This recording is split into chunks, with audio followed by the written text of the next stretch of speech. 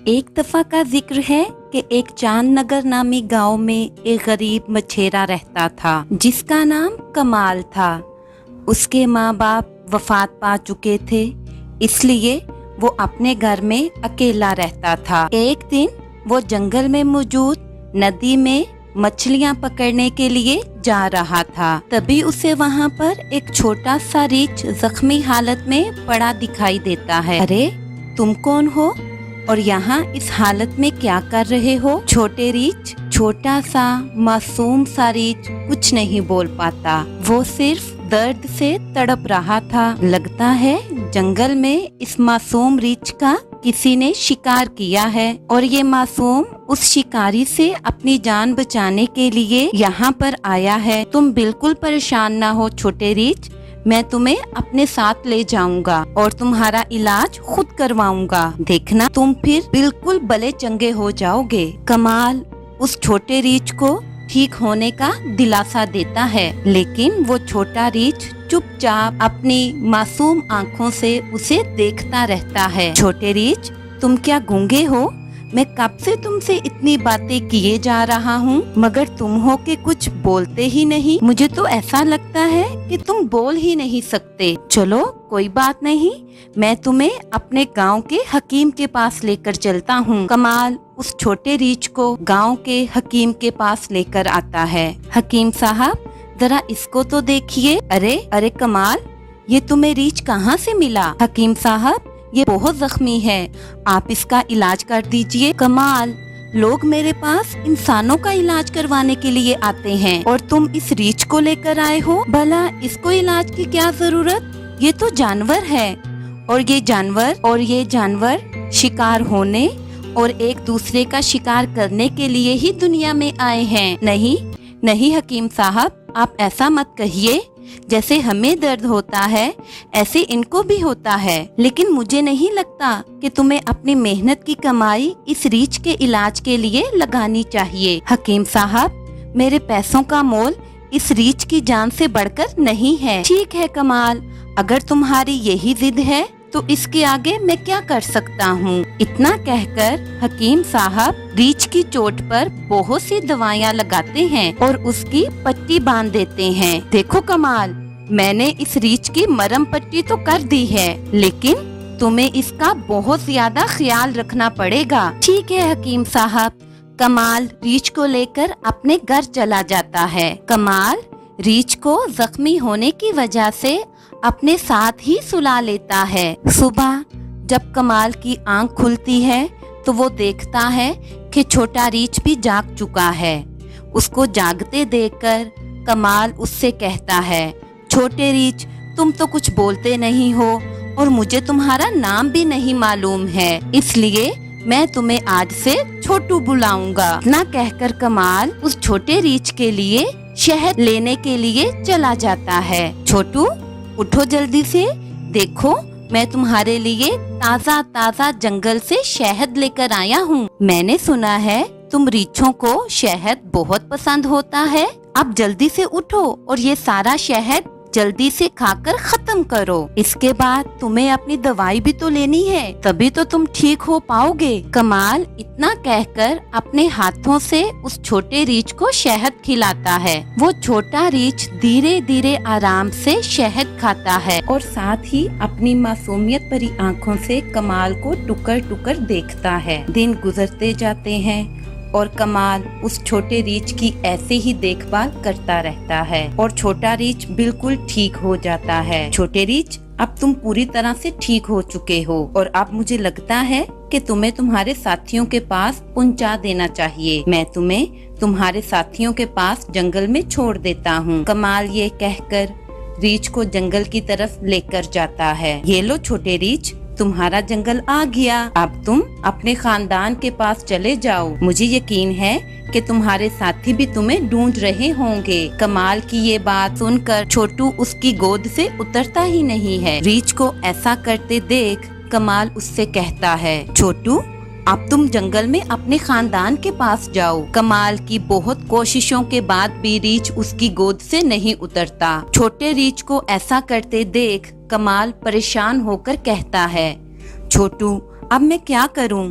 तुम तो मेरी गोद से उतर ही नहीं रहे, तुम वापस जाना ही नहीं चाहते। कमाल की ये बात सुनकर छोटा रीछ उसके सीने में अपना मुंह छुपा लेता है। छोटे रीछ को ऐसा करते देख कमाल मुस्कुराता है और कहता है, अच्छा तो तुम मेरे साथ रहना चाहते हो? वैसे भी मेरे घर में मेरे अलावा और कोई नहीं रहता। अच्छा है, मुझे तुम्हारे रूप में अपने लिए एक दोस्त और साथी मिल जाएगा। कमाल ये कहकर उस रीछ को अपने घर वापस ले आता है और फिर वो दोनों साथ रहने लगते हैं। छोटू कमाल के हर काम में उसका हाथ बटाता है। एक दिन कमाल नदी किनारे मछलियां पकड़ने जाता है। तभी वहाँ पर एक दूसरा मछेरा आता है और कहने लगता है, अरे तुम कौन हो और यहाँ क्या कर रहे हो? मेरा नाम कमाल है और मैं यहाँ मछलियाँ पकड़ने आया हूँ, पर मैंने तो तुम्हें यहाँ पहले कभी नहीं देखा। दूसरा मछेरा कहता है, मैं तो यहाँ रोज आता हूँ। हो सकता है कि आप और मैं रोजाना अलग अलग वक्त पर मछलियाँ पकड़ने आते हूँ, इसलिए हम दोनों की कभी मुलाकात नहीं हुई। कमाल कहता है, तुम मुझसे झूठ मत बोलो, और रही बात तुम्हारे यहाँ आने की, तो आज के बाद मैं तुम्हें यहाँ मछलियाँ पकड़ते ना देखूं, क्योंकि ये नदी मेरी है। अगर तुमने दोबारा इस नदी से मछलियाँ पकड़ने की कोशिश की तो मुझसे बुरा कोई नहीं होगा। दूसरा मछेरा गुस्से से कमाल की तरफ देखते हुए कहता है। कमाल करीब होने के साथ ही बहुत सीधा भी था, इसलिए वो इस मछेरे से बिना कुछ कहे चुपचाप अपने घर वापिस आ जाता है। छोटू उसके आने का इंतजार कर रहा होता है। छोटू, अब मैं क्या करूं? मेरे पास तो कोई दूसरा काम भी नहीं जिससे मैं तुम्हारा और अपना खर्च उठा सकूं। कुछ देर बाद कमाल फिर से छोटू से कहता है, छोटू मैं सोच रहा हूँ कि हमें यहाँ से कहीं और जाकर कोई नया काम ढूंढना चाहिए। कमाल ये कहकर छोटू को अपने साथ ले जाता है और फिर चलते चलते वो दोनों जंगल में आ जाते हैं। तभी अचानक छोटा रीछ जोर जोर से कमाल का हाथ खींचने लगता है। छोटू, क्या हुआ? तुम ऐसे मुझे बार बार क्यों खींच रहे हो? ओह अच्छा, मैं समझ गया, तुम्हें भूख लगी है। रुको मैं देखता हूँ, शायद इस जंगल में तुम्हारे खाने के लिए कोई फल मिल जाए। कमाल ये कहते हुए उस रीछ को अपने साथ लिए उस जंगल में किसी फल की तलाश में इधर उधर देखता है, लेकिन उसे उस जंगल में सूखे दरख्तों के अलावा कुछ नहीं दिखता है। तभी कमाल छोटू से कहता है, मुझे तो यहाँ तुम्हारे खाने के लिए कोई फल नहीं दिख रहा।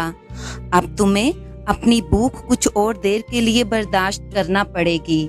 हम जैसे ही दूसरे मुल्क पहुँचेंगे, हो सकता है वहाँ कोई हमारी मदद कर दे।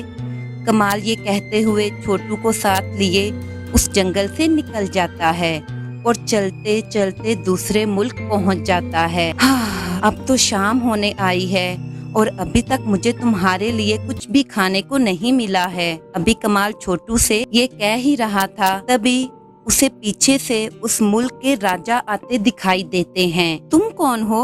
आज से पहले तो मैंने तुम्हें अपने मुल्क में कभी नहीं देखा। राजा कमाल से पूछते हैं, हजूर असल में मैं आपके पड़ोसी मुल्क से आया हूँ। ओह अच्छा, तो तुम यहाँ नए हो, तो क्या मैं ये जान सकता हूँ कि तुम यहाँ क्यों आए हो? राजा कमाल से कहते हैं, हजूर मेरा नाम कमाल है और मैं एक मछेरा हूँ, मगर मेरे पास इस वक्त कोई काम नहीं है, इसलिए मैं यहाँ काम की तलाश में आया हूँ। अच्छा, तो तुम यहाँ काम की तलाश में आए हो? अगर मैं कहूँ कि तुम मेरे महल के सामने वाली नदी और उसके पास के झरने की साफ सफाई करो, तो बदले में मैं तुम्हें खाने और रहने की जगह दूंगा, तो क्या तुम ये काम करना चाहोगे? कमाल राजा की ये बात सुनकर खुशी खुशी हाँ कर देता है और कहता है, हजूर आपका बहुत बहुत शुक्रिया कि आपने मुझे काम पर रखा। अरे कोई बात नहीं, तुम हमारे हमसाया मुल्क से आए हो और हमारे मेहमान हो, इसलिए तुम्हारी हर तरह से मदद करना हमारा फर्ज है। राजा ये कहकर कमाल और उसके रीछ को अपने महल में ले जाते हैं। दिन गुजरते हैं। कमाल सारा दिन महल के पास झरने और नदी की साफ सफाई करता है और उसके साथ उसका छोटू भी उसके छोटे छोटे काम में उसकी मदद करता है।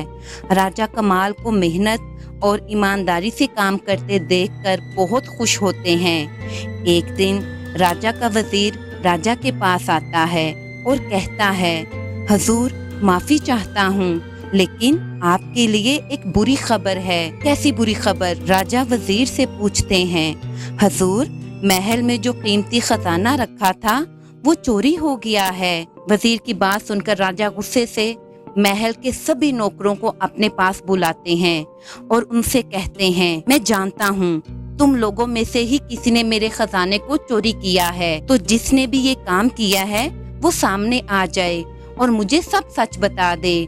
मैं वादा करता हूँ कि मैं उसे माफ कर दूंगा और साथ ही कुछ खजाना भी दूंगा, लेकिन अगर तुम लोगों ने सच नहीं बताया तो मैं तुम सबको कड़ी से कड़ी सजा दूंगा। राजा ये कहकर एक एक नौकर से पूछताछ करते हैं। तभी वजीर राजा से कहता है, हजूर, मुझे लगता है कि ये काम हमारे मुल्क के किसी नौकर का नहीं है, बल्कि हमसाया मुल्क से आए हुए उस कमाल का है।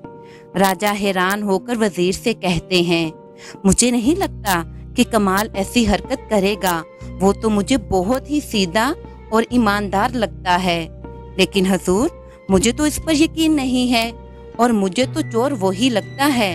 राजा चौंकते हुए वजीर से कहते हैं, लेकिन तुम इतने यकीन से ये कैसे कह सकते हो? हजूर, जरा सोचिए, वो कमाल ही है जो महल के अंदर आ जा सकता है। हजूर, मुझे लगता है कि हमें कमाल की तलाशी लेनी चाहिए। ठीक है, चलिए, जहाँ कमाल रहता है हम सब वहीं चलते हैं। राजा ये कहकर कमाल के पास जाते हैं। मैंने तुम्हें सीधा और ईमानदार समझकर अपने महल में काम दिया और तुमने मेरे ही खजाने की चोरी कर ली। चोरी? कैसी चोरी हजूर? और आप किस खजाने की बात कर रहे हैं? वजीर फौरन बोलता है, कमाल, जितने सीधे तुम दिखते हो ना, उतने हो नहीं। अब बताओ, तुमने राजा साहब का खजाना कहाँ कहाँ छुपाया है? हजूर, मेरा यकीन कीजिए, मैंने कोई खजाना नहीं चुराया, मैं चोर नहीं हूँ। कमाल अपनी बेगुनाही साबित करने की कोशिश करता है, मगर राजा उसकी एक नहीं सुनते।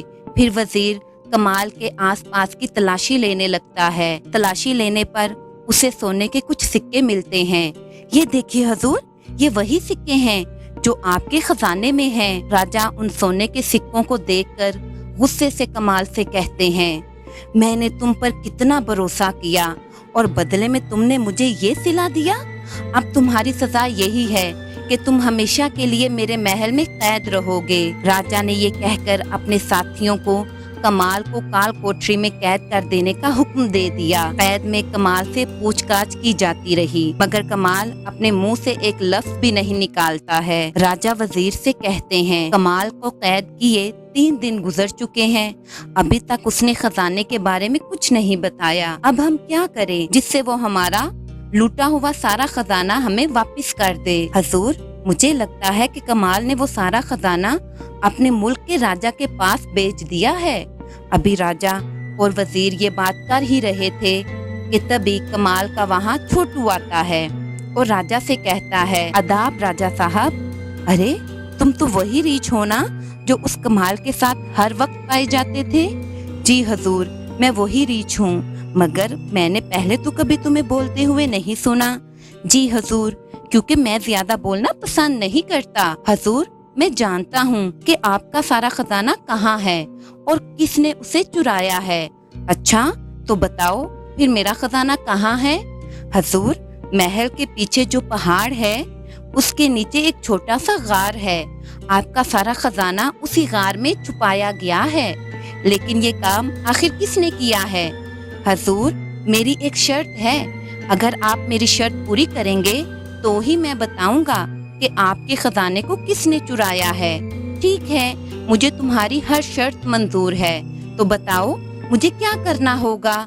हजूर, आपको मेरे मालिक यानी कमाल को अपनी कैद से आजाद करना होगा। तुम जानते भी हो तुम क्या कह रहे हो? जी हाँ, मैं जानता हूँ और यकीनन जब आपको भी सच पता चलेगा तो आप भी ऐसा ही करेंगे। राजा उस रीछ की बात मानकर अपने सिपाहियों को कमाल को आजाद कर देने का हुक्म देते हैं। मैंने तुम्हारे मालिक को आजाद कर दिया है। अब मुझे सच बताओ, जैसा कि मैंने आपको बताया कि आपका खजाना उस पहाड़ के नीचे मौजूद गार में है और उसे चुराने वाला और कोई नहीं, आपका वजीर है। हजूर, हजूर, ये रीछ झूठ बोल रहा है। भला मैं आपका खजाना क्यों चुराऊंगा? इतने सालों में मैंने कभी आपसे कोई बेईमानी नहीं की। वजीर की बात सुनकर राजा उस रीछ से कहते हैं, बेवकूफ रीछ, ये क्या कह रहे हो? तुम हमारे वजीर पर इल्जाम लगा रहे हो। हजूर, अगर आपको यकीन नहीं है तो आप मेरे साथ चलिए और खुद अपनी आंखों से देख लीजिए। राजा उस रीछ की बात मानकर सबके साथ उस पहाड़ की तरफ निकल जाते हैं। छोटू सबको उस पहाड़ के नीचे मौजूद गार में ले जाता है और वहाँ पर छुपा सारा खजाना राजा को दिखाता है। वजीर, तुमने मेरा खजाना चुराया, मगर क्यों? हजूर, ये झूठ बोल रहा है। मैंने ये खजाना नहीं चुराया। ये जरूर इस रीछ और इसके मालिक कमाल का काम है। वजीर, तुम मेरे साथ इतनी बड़ी गद्दारी करोगे, मैंने कभी सोचा भी नहीं था। लेकिन अब तुम्हें तुम्हारे किए की सजा जरूर मिलेगी। तुम्हारी सजा यही है, अब तुम तमाम उम्र महल की काल कोठरी में सड़ोगे और तुम्हारी जगह कमाल मेरा वजीर बनेगा। वजीर को सजा सुनाने के बाद राजा कमाल से कहते हैं, कमाल, मुझे माफ कर दो, मैंने तुम्हें बेवजह सजा दी। हजूर, आप मुझसे माफी मत मांगिए। कमाल, तुम्हारा ये रीछ तो बहुत समझदार है और तुम्हारा बहुत ही वफादार साथी भी है। अगर ये आज ना होता तो हमें कभी सच्चाई का पता ही ना चल पाता। जी हाँ हजूर, मैं जानता हूँ मेरा ये छोटू मेरा बहुत ही वफादार है, लेकिन मुझे ये पता नहीं था कि ये बोल भी सकता है।